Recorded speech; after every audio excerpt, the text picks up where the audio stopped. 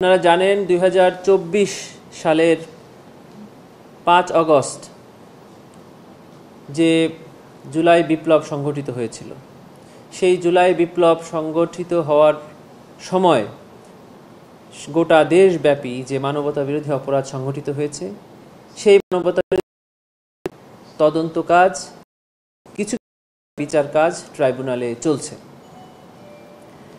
উক্ত তদন্ত কার্য পরিচালনা করাকালীন সময়ে এই মামলার আসামি সাবেক প্রধানমন্ত্রী শেখ হাসিনা বেশ কয়েকবার টেলিফোনে কথোপকথনের মাধ্যমে অথবা বিভিন্ন মাধ্যমে এই তদন্তকে বাধাগ্রস্ত করার উদ্দেশ্যে সাক্ষী এবং ভিকটিমদেরকে ভয় ভীতি প্রদর্শনের উদ্দেশ্যে বিভিন্ন সময়ে বিভিন্ন ঘৃণাত্মক বক্তব্য প্রদান করেন।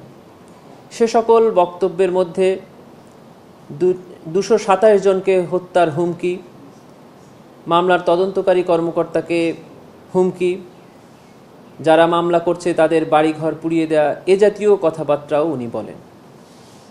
সেই সকল বিষয়ে প্রসিকিউশনের পক্ষ থেকে আন্তর্জাতিক অপরাধ ট্রাইব্যুনালে একটি আদালত অবমাননার অভিযোগের আবেদন করা হয়। উক্ত আবেদনের প্রেক্ষিতে মাননীয় ট্রাইব্যুনাল অভিযুক্ত শেখ হাসিনা এবং অভিযুক্ত শাকিল আকন্দ বুলবুল এই দুজনের বিরুদ্ধে একটি আদালত অবমাননার নোটিশ ইস্যু করেন। উক্ত নোটিশ মূলে গতকালকে ট্রাইব্যুনালে তাদের হাজির হওয়ার দিন ধার্য ছিল। তারা দুজনের কেউই ট্রাইব্যুনালে হাজির হয়নি। তবে তাদেরকে অধিকতর স্বচ্ছ বিচারের স্বার্থে পুনরায় আরেকবার সুযোগ প্রদান করেছেন ট্রাইব্যুনাল। সে অনুযায়ী গতকালকে আন্তর্জাতিক অপরাধ ট্রাইব্যুনালের পক্ষ থেকে আরও ৭ দিনের সুযোগ দিয়ে বাংলাদেশে বহুল প্রচলিত দুটি জাতীয় পত্রিকায় বিজ্ঞপ্তি প্রদান করার জন্য আদেশ প্রদান করা হয়।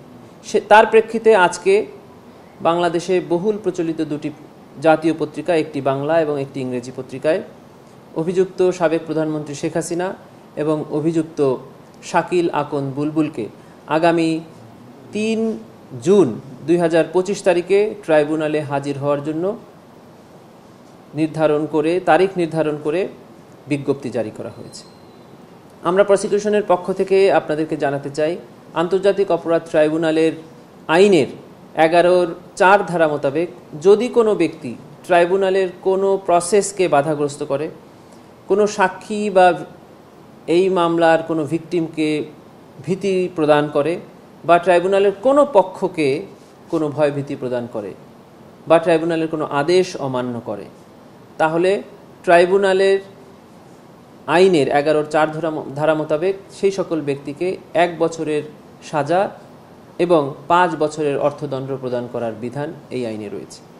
আগামী ৩ জুন এই মামলার পরবর্তী তারিখ নির্ধারিত আছে। ওই দিন আপনারা জানতে পারবেন যে ট্রাইব্যুনাল এই বিষয়ে কি আদেশ প্রদান করে। ঢালাইয়ের সেরা প্রিমিয়ার সিমেন্ট।